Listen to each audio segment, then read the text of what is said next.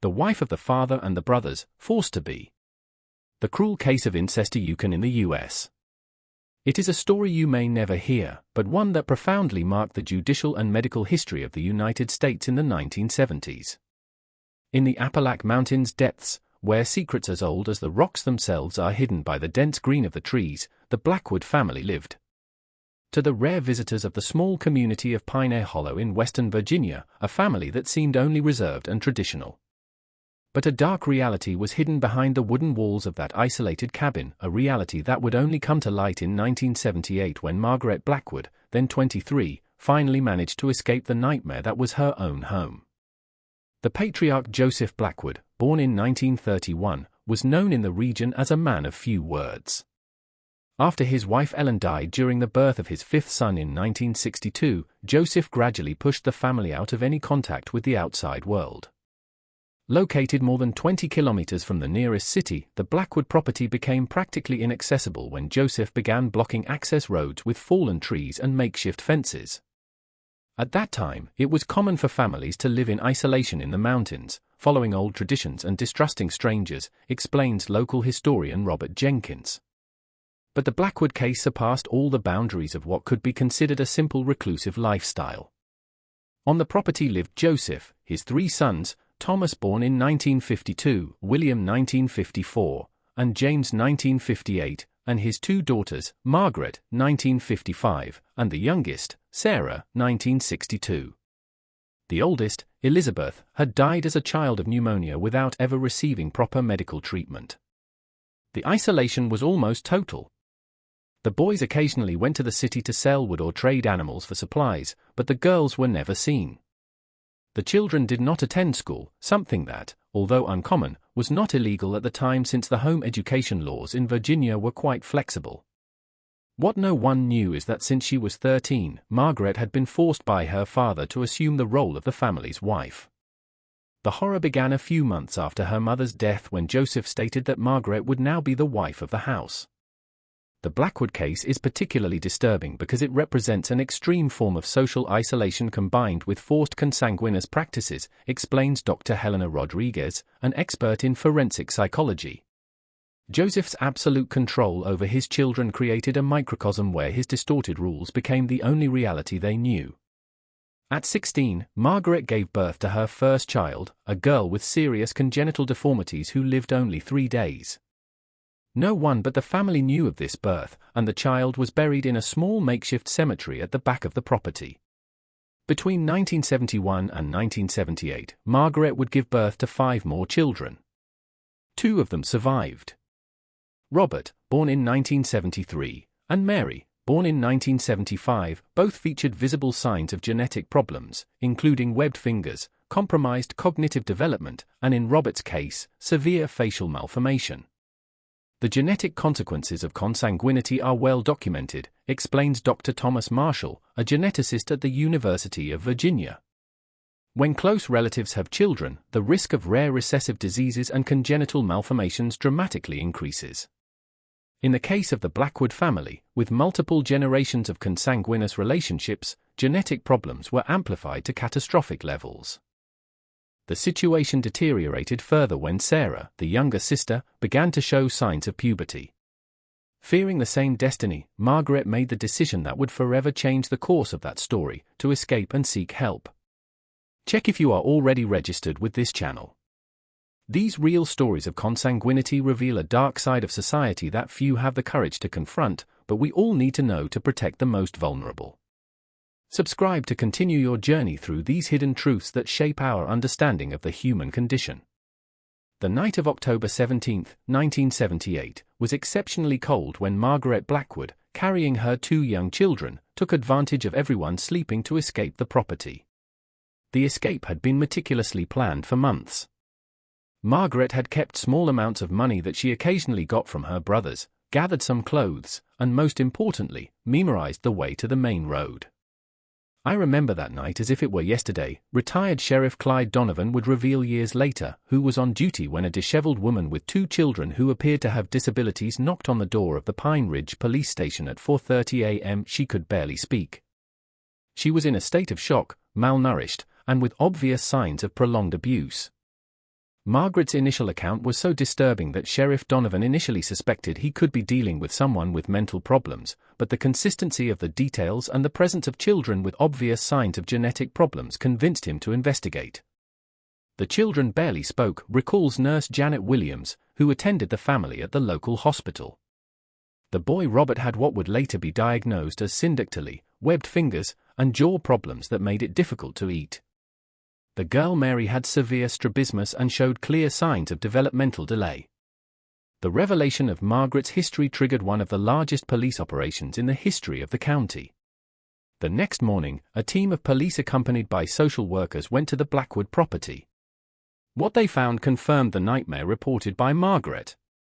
The cabin, built by Joseph's grandfather decades earlier, was in deplorable condition. There was no electricity or running water. The interior revealed a primitive standard of living with makeshift divisions creating rooms separated only by torn curtains.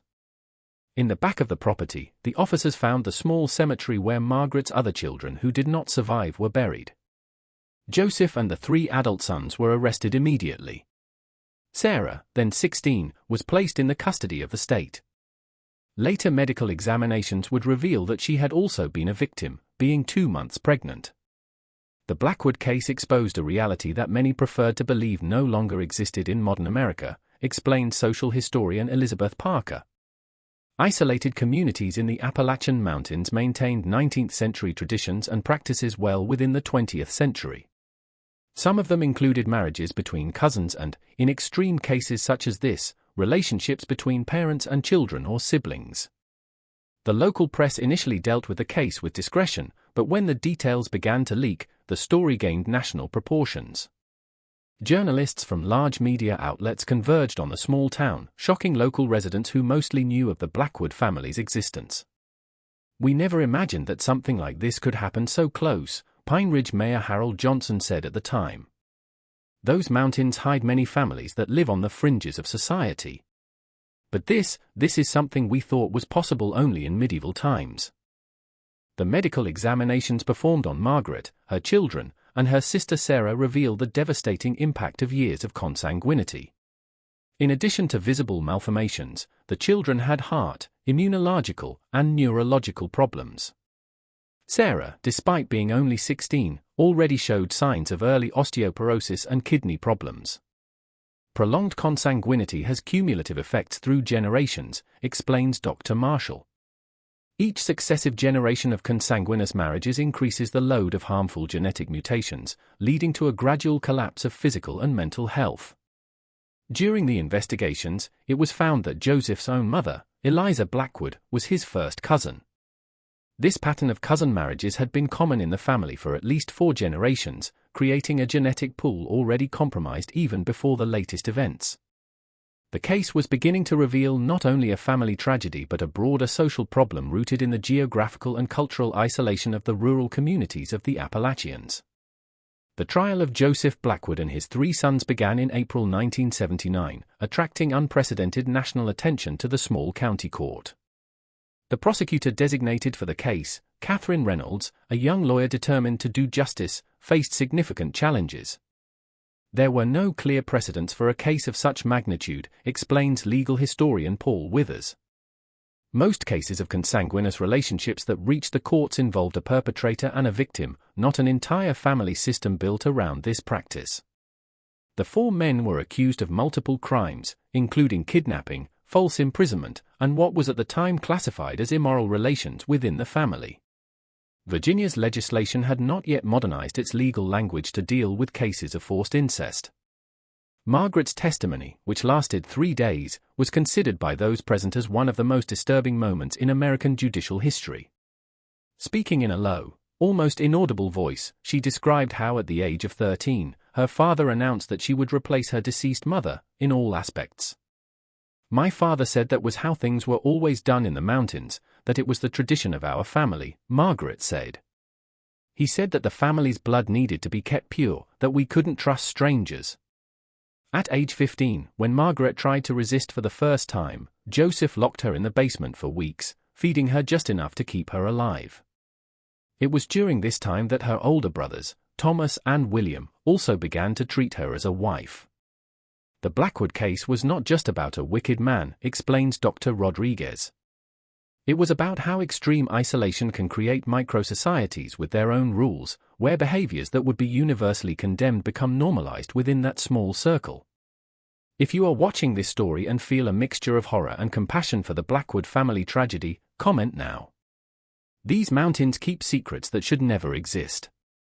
Your comment helps warn more people about these hidden realities that we need to face collectively.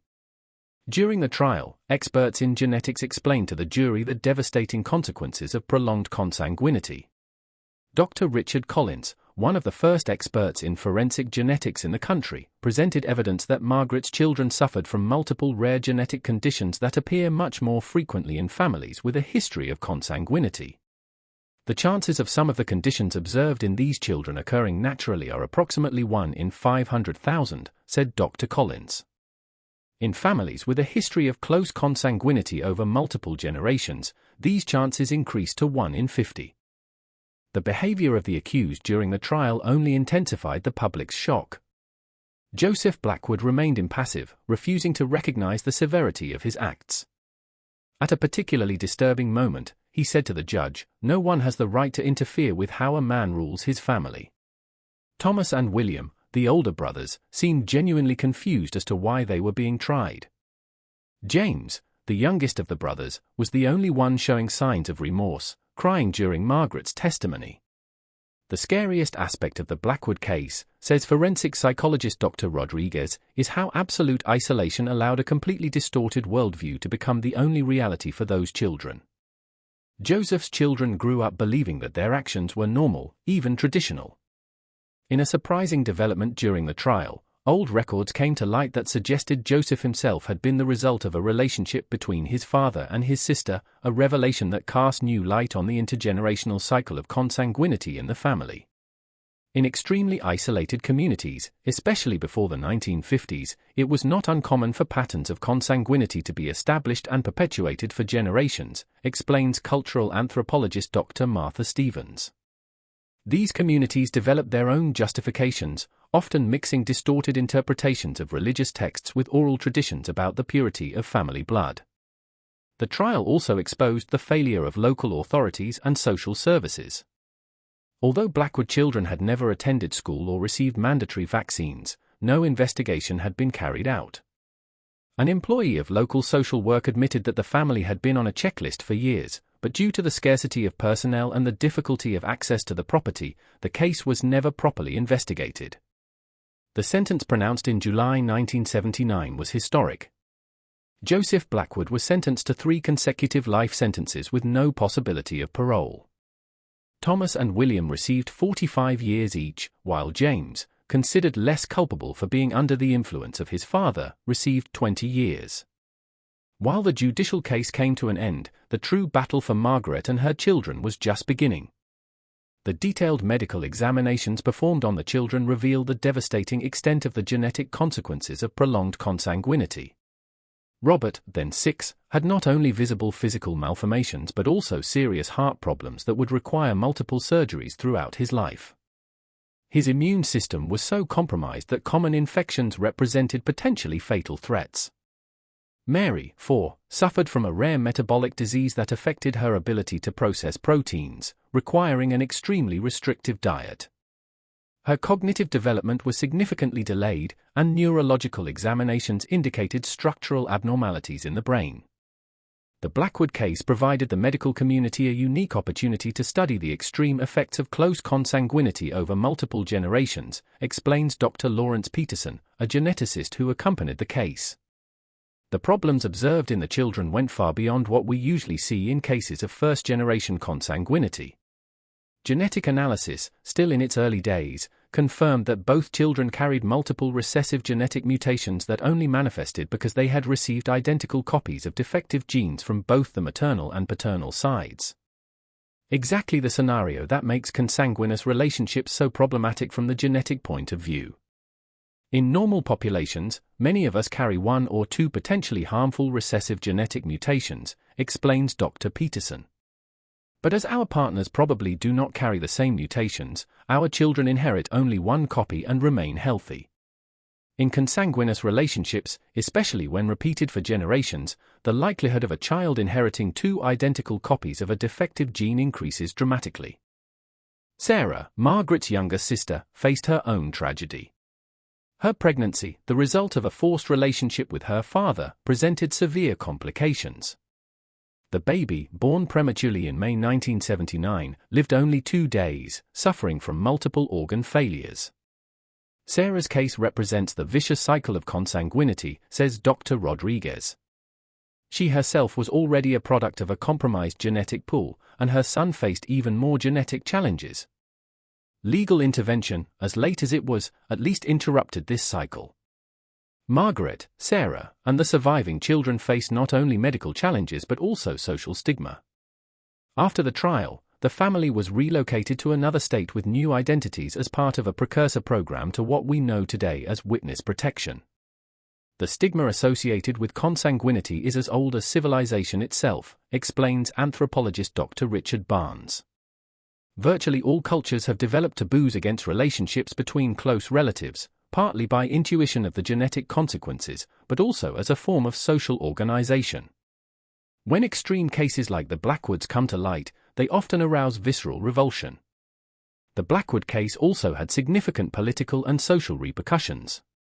In 1980, the Virginia legislature revised its laws on child abuse and consanguinity, creating more severe penalties and clearer procedures for intervention in suspected cases. Social services in various states enhanced their protocols to identify and monitor families in extreme isolation. Before the Blackwood case, there was a cultural reluctance to interfere with how traditional families organized, especially in remote rural areas, explained social historian Parker. This case helped to establish that certain practices are unacceptable regardless of the cultural context or geographical location. Researchers also began to study more systematically the isolated communities of the Appalachians. They found that although the Blackwood case represented an extreme, marriages between first- and second-degree cousins were not uncommon in certain remote areas until the 1960s. Geographic isolation, poverty, and distrust of outsiders created conditions for certain communities to remain culturally segregated from the rest of society for generations, explains sociologist Dr. Michael Harris. In some of these social bubbles, practices that had been abandoned by the rest of society persisted well into the 20th century.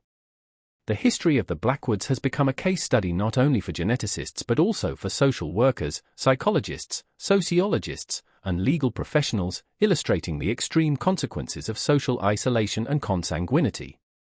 47 years after the discovery of the Blackwood case, the echoes of that dark story still resonate both in the lives of the survivors and in American public policies and collective consciousness. Margaret Blackwood, who took on a new identity after the trial, lived a discreet life in the Midwest. According to limited reports, she was able to obtain a basic education and worked for many years as an assistant in a municipal library. She never married again, dedicating her life to the care of her children. She died in 2017 at the age of 62 of heart complications. Robert, her son, faced numerous medical challenges throughout his life. He underwent 17 surgeries into adulthood, most to correct heart and orthopedic problems. Despite his physical and cognitive limitations, he achieved partial independence, working in protected jobs and living in an assisted community. In a rare anonymous interview with a researcher in 2005, he said, "I never met my father or uncles, and I'm grateful for it. The only family I ever needed was my mother." Mary, Margaret's daughter, had a harder path. Her neurological condition severely limited her ability to develop independent life skills. She has lived in specialized institutions since adolescence and needs continuous care to this day. Sarah, Margaret's younger sister, may have achieved the most remarkable recovery. After years of intensive therapy, she completed high school and later college, becoming a social worker specializing in cases of child abuse. In occasional lectures, always using a pseudonym and altered appearance, she shares her experience to train professionals who work with abuse victims. Sarah's case represents the extraordinary resilience of the human spirit, says Dr. Rodriguez. Turning such a deep trauma into motivation to help others is a healing path that few can walk. Joseph Blackwood died in prison in 1992 at the age of 61 without ever showing remorse for his actions. Thomas and William remain incarcerated, having had all requests for parole denied. James, who received the more lenient sentence, was released in 1999 and lives under supervision in an undisclosed state where he allegedly works as a mechanic and leads a solitary life. The place where the Blackwood property stood is completely abandoned. The cabin was demolished and the area gradually reclaimed by the forest. Few local residents know how to identify the exact place where the family lived, and the more superstitious avoid the area, claiming it carries a heavy energy. There is a natural human tendency to want to erase the physical traces of tragedies like this, explains Dr. Barnes. It's as if by removing visible evidence, we could somehow eliminate the stain on the collective conscience of the community. The most lasting legacy of the Blackwood case, however, is in the social and legal changes it triggered. More rigorous laws on child abuse, greater resources for protection services in rural areas, and enhanced protocols to monitor families in extreme isolation have been implemented in several states. The Blackwood case represents a turning point in the way American society sees its collective responsibility for the protection of children, says retired Judge Martha Collins, who has accompanied several cases of child abuse throughout her career. It forced us to recognize that even in a society that values family privacy, there are limits that cannot be exceeded. From the scientific point of view, the case provided valuable insights into the effects of prolonged consanguinity on the human genome. DNA samples collected from all family members have been preserved, and with the advancement of genetic sequencing technologies in the following decades, continue to reveal new information about the genetic mechanisms involved. The Blackwood samples, as they are known in the scientific community, represent a unique record of the extreme effects of multi-generational consanguinity, explains Dr. Peterson. Each advancement in genomic technology allows us to extract new information from these samples, contributing to our understanding of rare genetic diseases. Perhaps the most important legacy of the case is educational. The history of the Blackwoods is studied in faculties of medicine, law, social work, and psychology as an extreme example of the consequences of social isolation and consanguinity. The value of this story lies in its power to warn of early warning signs, explains Dr. Stevens. No family reaches this extreme point overnight. There is always a gradual process of isolation, control, and normalization of abusive behaviors that, if identified early, can be interrupted. For the rural communities of the Appalachians, the case brought often unwanted scrutiny. Many residents of these areas were unfairly stigmatized, as if the extreme behavior of the Blackwoods were representative of their culture. It is important to distinguish between the natural geographical isolation of these communities and the pathological isolation imposed by individuals such as Joseph Blackwood, emphasizes Dr. Harris. The vast majority of families living in remote areas maintain healthy connections with neighboring communities and adhere to fundamental social norms. If you have watched this far, it is because you like this story. Leave a comment saying I watched here so I can meet you and know who really likes the stories here on the channel. Don't forget to like this video so that more people can know these stories that need to be told, and share it with someone who you believe should know the dangers of extreme isolation and consanguinity. Subscribe to the channel to follow more real cases that reveal obscure aspects of human nature and help us protect the most vulnerable. The history of the Blackwoods remains a dark reminder of how extreme isolation, combined with cultural distortions and individual pathologies, can create environments where the unthinkable becomes reality. It is also a history of human resilience, demonstrating how even victims of the most terrible circumstances can, with proper support, rebuild their lives. In the words attributed to Sarah Blackwood in one of her rare public appearances, what happened in Pine Hollow was not our choice. But what we do with this experience now is.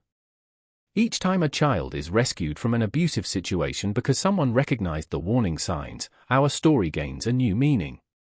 While the Appalachian Mountains continue to keep their secrets, the Blackwood case remains a reminder of our collective responsibility to protect the most vulnerable, even when, especially when, they are hidden from society's view.